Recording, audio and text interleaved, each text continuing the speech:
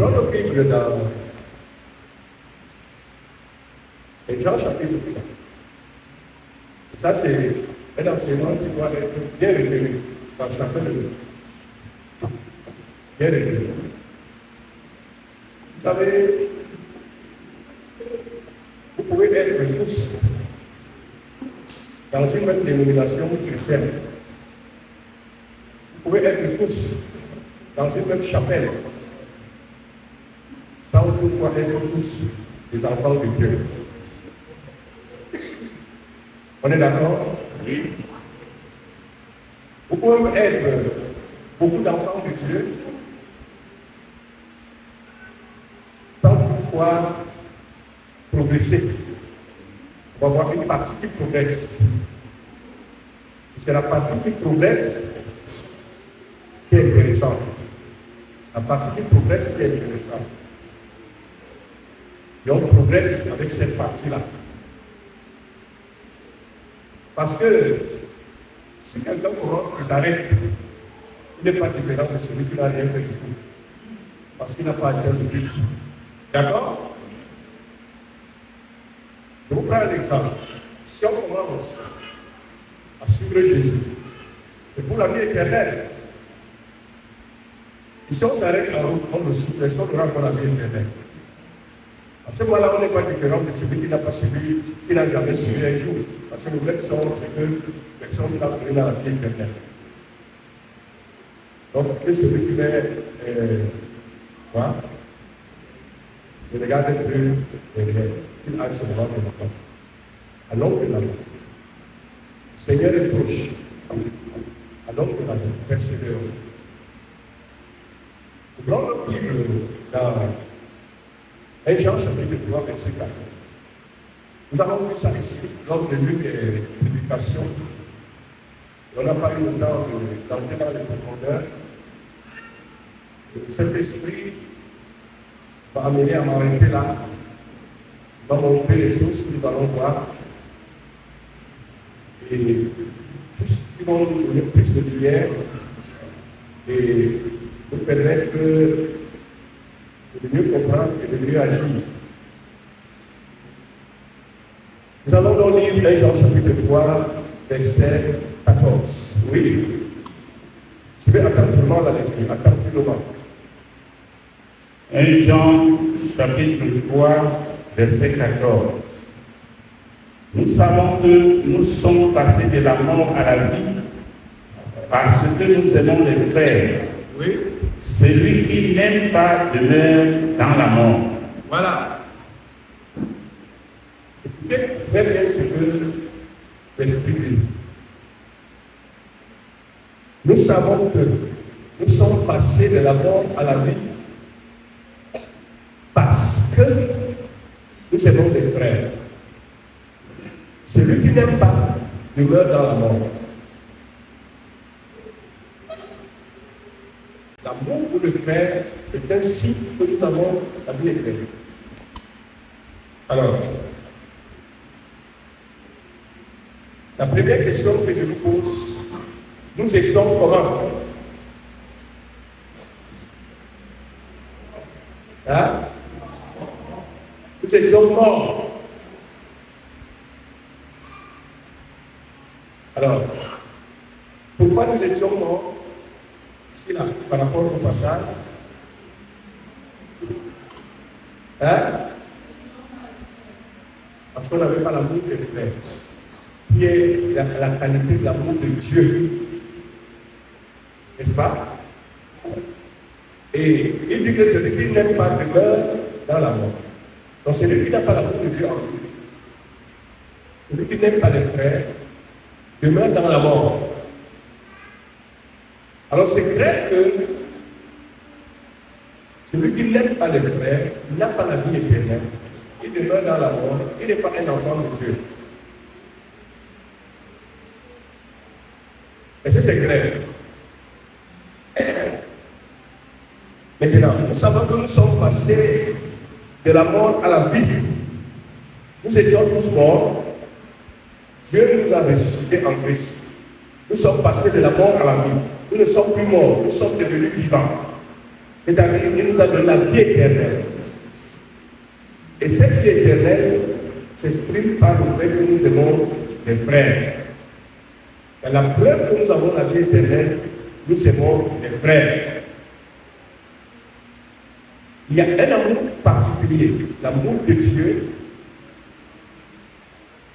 qui accompagne la nouvelle naissance, qui accompagne la naissance de l'esprit. Ça veut dire que là où un homme, une femme est né de l'esprit, il reçoit une nouvelle vie. Et cette nouvelle vie, la première chose que cette nouvelle vie le pousse à faire, c'est aimer les frères. Parce que c'est la qualité d'amour de Dieu qui est en lui. Et cet amour étant le même en tous ceux-là qui sont nés de Dieu, ils vont s'aimer les uns les autres. Alors, écoutez bien ce que je veux dire.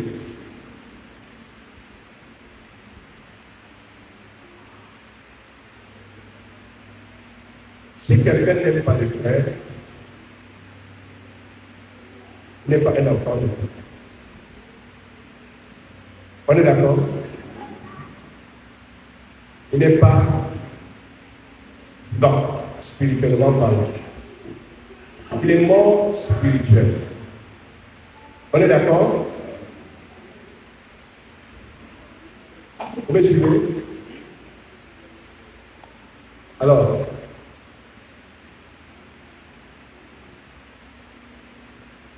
quand quelqu'un est passé de la mort à la vie, c'est-à-dire est né de Dieu, il sera reconnu par le fait qu'il aime les frères. Voici l'attitude de son frère. Il aura de l'attachement pour les frères. Il aimera être avec les frères. Il aime pour les frères être ensemble. Il aime l'assemblée des frères. Il aime être avec les frères.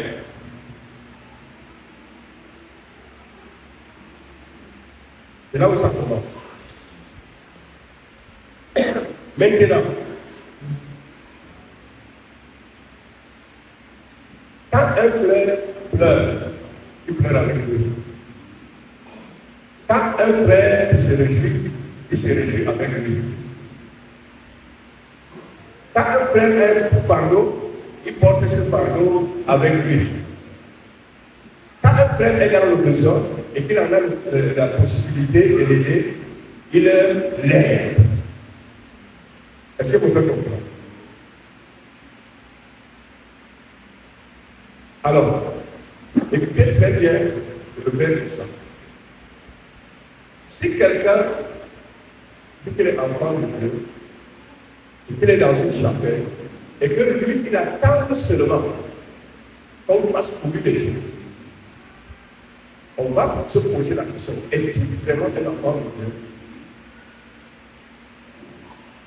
Est-ce que vous pouvez comprendre? C'est-à-dire que lui, il est là, il attend, il faut qu'on me fasse ceci, il faut qu'on me fasse cela, il faut qu'on me fasse ceci, il faut qu'on me fasse cela.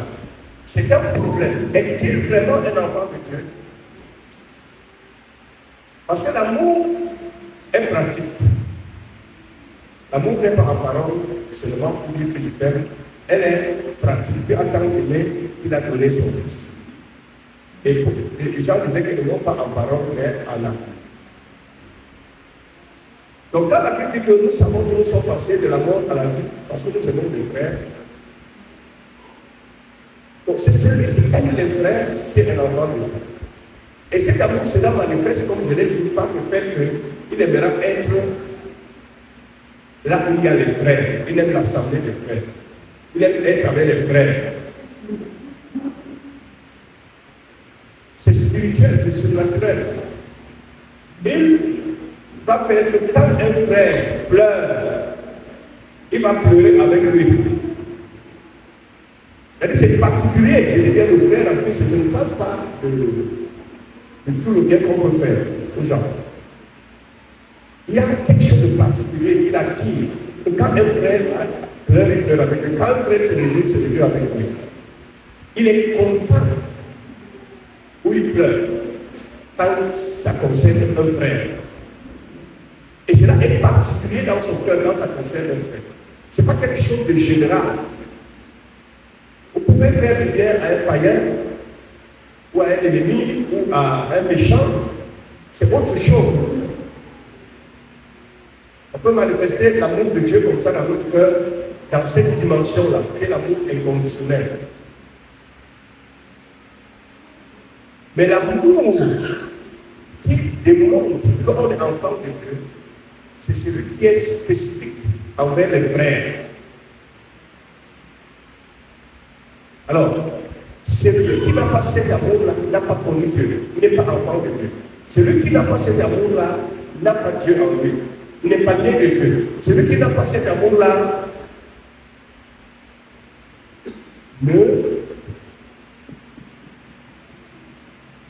demeure dans la mort. Il n'a pas la vie. Alors je le répète comme j'ai dit. Si quelqu'un est dans une chapelle, ou bien dans une dénomination chrétienne, ou dans un ministère chrétien, quoi, et que vous remarquez que lui, c'est seulement que faites-moi. Quand j'ai l'œil, je veux vous voir. Quand je me réjouis, je veux vous voir. Mais quand un autre a, tu ne le vois pas. Quand un autre est content, tu ne le vois pas. Mais il attaque toujours. Et c'est généralement le genre de personnes qui réclament. Les vrais frères se donnent. Ils se donnent pour les autres.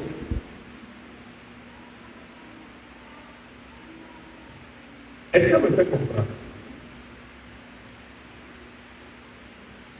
Donc, vous pouvez donc commencer à remarquer dans les assemblées des faux frères. Parce que les faux frères s'introduisent souvent dans les assemblées. Et l'un des signes, c'est que, et non par amour pour les frères, parce qu'ils sont des faux frères. Même s'il est là, il est là pour ses intérêts. Il attend qu'on lui fasse. Mais il n'est pas prêt à faire aux autres. Ce sont des faux frères.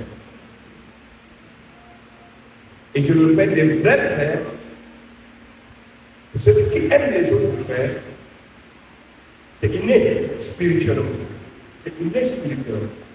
Alors, il est attiré par les frères. Il aime la compagnie des frères.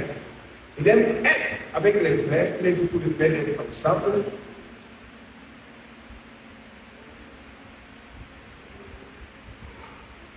Il s'intéresse aux choses qui concernent les frères et les sœurs pour donner du secours, pour venir en aide. Il est porté à cela parce que l'amour le porte à cela. Il ne peut pas rester indifférent quand un frère est dans une situation, s'il en a l'occasion, s'il en a la possibilité d'aller vivre. Il ne peut pas rester indifférent dans une situation d'un frère. La joie d'un frère, c'est sa joie. La peine d'un frère, c'est sa peine. Je dis bien les frères. Je ne dis pas ce qu'on peut faire aux membres de famille, au papa, aux mamans, aux grandes sœurs, aux petites sœurs, aux grands frères, petites sœurs. Je ne dis pas ce qu'on peut faire à tous les gens, même aux voisins. On peut aller au deuil chez les voisins et tout ça. On peut le faire en tant que religieux. On peut le faire parce que nous avons un instinct qui nous pousse à le faire. On peut le faire par habitude charnelle, par habitude religieuse, par éducation, voire même par imitation. On peut aussi le faire pour rendre à l'autre ce qu'il nous a fait. Il était à mon deuil, mon voisin, pour que je daigne aussi absolument. Mais ici, je parle de l'amour qui rassemble les enfants de Dieu, de l'amour qui existe entre eux. Personne ne les oppresse, personne ne les oblige, leur cœur, de par l'amour qui est en eux, les pousse à des actions positives envers les frères.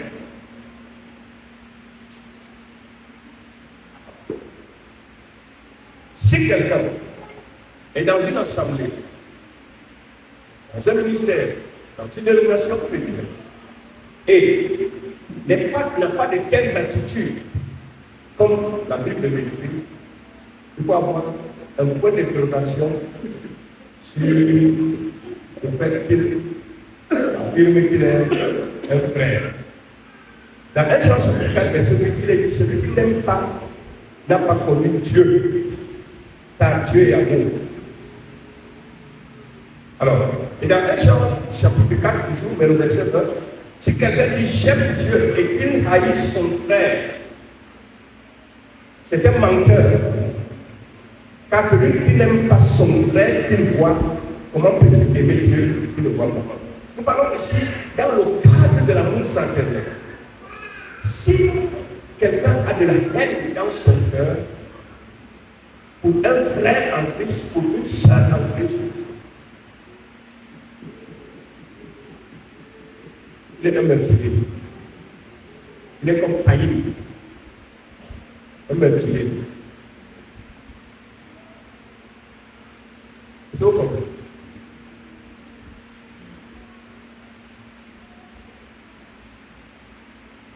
Donc, de même que nous sommes passés de la mort à la vie, et il y en a qui vont encore quitter la vie pour rejoindre la mort.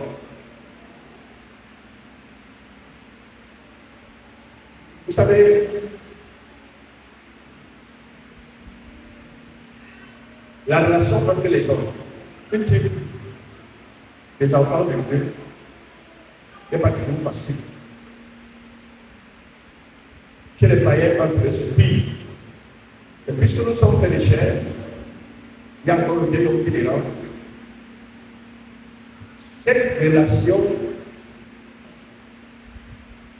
est fondée sur l'amour. Je ne parle pas ici de l'amour du monde, à la manière du monde. Je parle ici de la qualité d'amour de Dieu, qui ne peut être donné qu'à la nouvelle naissance, qui ne peut être donné que par le Saint-Esprit. Les relations fraternelles en Christ sont fondées sur l'amour de Christ. Alors maintenant, cet amour de Christ étant en nous, est appelé à augmenter, à grandir. Cet amour envers les frères est appelé à grandir. On doit faire des progrès dans l'amour envers les frères.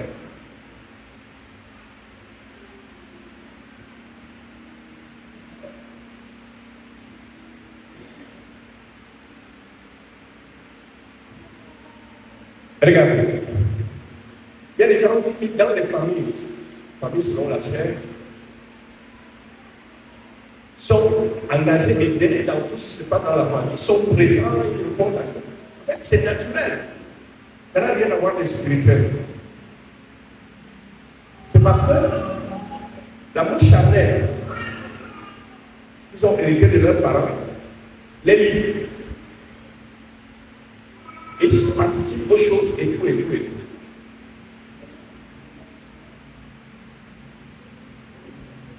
Maintenant, les enfants de Dieu, quelles que soient les différentes familles, une église forme. Ils sont formés dans une église. Ou alors, les différentes tribus, les différentes langues. Il y a un amour qui les lie, l'amour de Christ, qui est planté en eux dès le jour où ils sont nés de Dieu. Et qui, après cette naissance, commence à être manifesté au point où c'est le signe qu'on est né de Dieu, qu'on a la vie éternelle.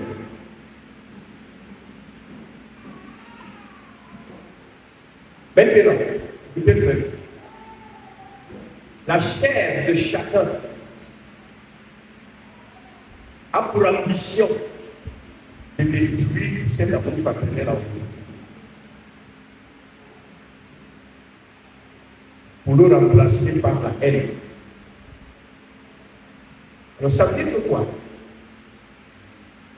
Ça veut dire que il y aura frottement entre les frères. Et l'amour pour les frères en toi sera éprouvé.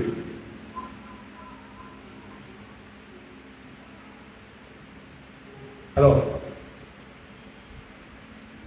ces frottements entre les frères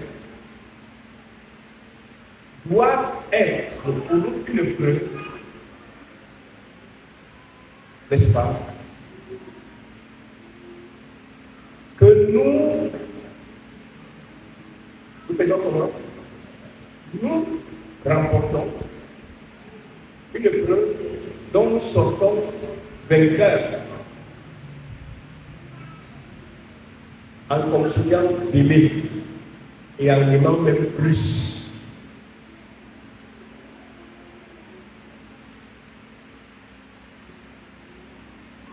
C'est pas pour rien que l'apôtre Paul a dit: supportez-vous les uns les autres. Pardonnez-vous réciproquement. Pardonnez-vous réciproquement. Ça veut dire que, ayant la chair, chacun ayant la chair, tu peux frustrer l'autre même parfois inconsciemment. Parce que c'est la chair qui fait ça. Et je dis bien, cette frustration de la chair, c'est-à-dire le vieil homme, a pour ambition de détruire l'amour de Christ en toi, de détruire l'amour fraternel en toi.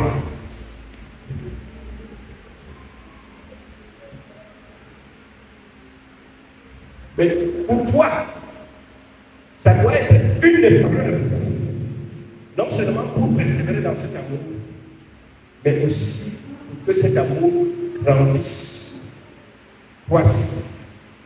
C'est-à-dire, malgré le fait que le frère t'a changé, tu continues de l'aimer.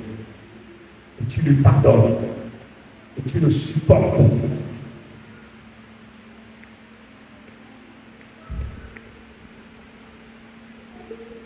C'est pas ce que vous faites comprendre. Et parfois, le diable vient aussi s'associer à la chair pour t'éteindre. Alors, on peut te poser la question souvent. Toi, tu n'as jamais choqué un frère, tu n'as jamais choqué une sœur. Ce n'est pas parce que c'est un frère ou une sœur qu'il ne peut pas commettre un défaut contre toi.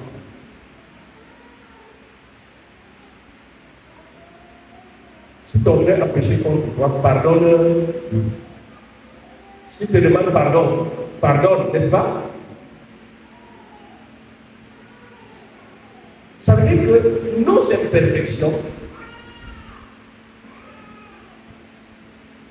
vont être des épreuves pour l'amour de Dieu en nous. Et qu'est-ce qui se passe donc? Il y en a qui finissent par être vaincus. C'est la haine qui s'installe dans leur cœur contre les frères. Écoutez, si nous n'avons pas le droit de haïr même nos ennemis, ce n'est pas les frères que nous devons haïr.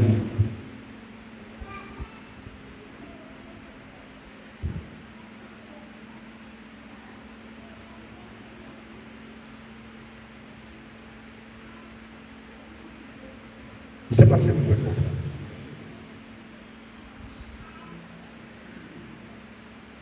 Le Saint-Esprit au milieu de nous. Alléluia. La parole de Dieu abonde au milieu de nous.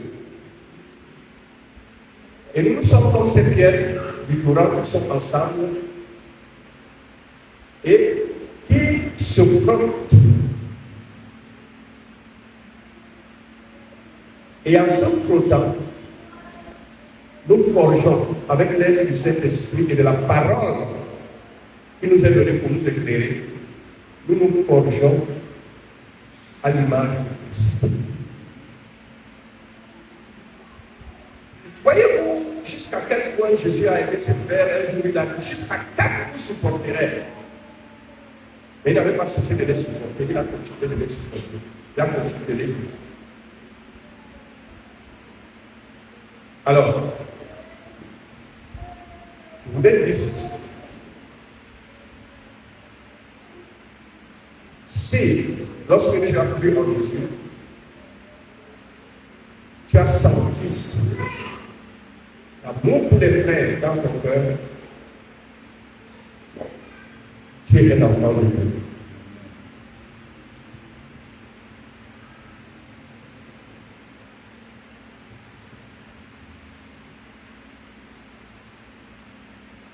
Comment tu as ressenti cet amour? Tu sens l'attachement envers les frères.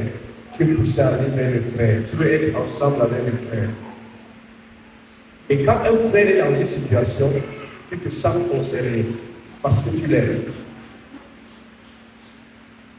Mais si depuis que tu as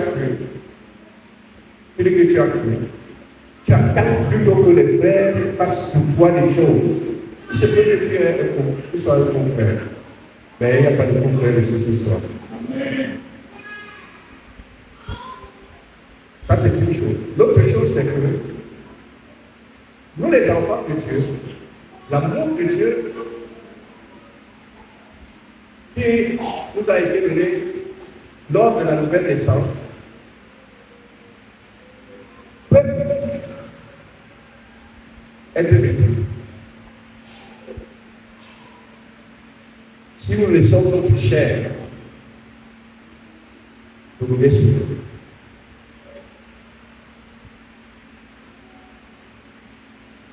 Si nous laissons notre chair dominer sur nous, l'amour de Dieu, c'est pourquoi Jésus a dit un jour que l'iniquité, quand l'iniquité se sera vue, la charité de plus grand nombre se refroidira. Vous savez, lorsqu'on vous fait du mal, quelqu'un vous fait du mal, les gens vous font du mal, même si c'est un frère en Christ, qui même par mégare ou bien par, je ne sais pas, vous avez tendance à refroidir dans votre relation avec lui. Vrai ou faux? C'est un problème si vous laissez ce refroidissement.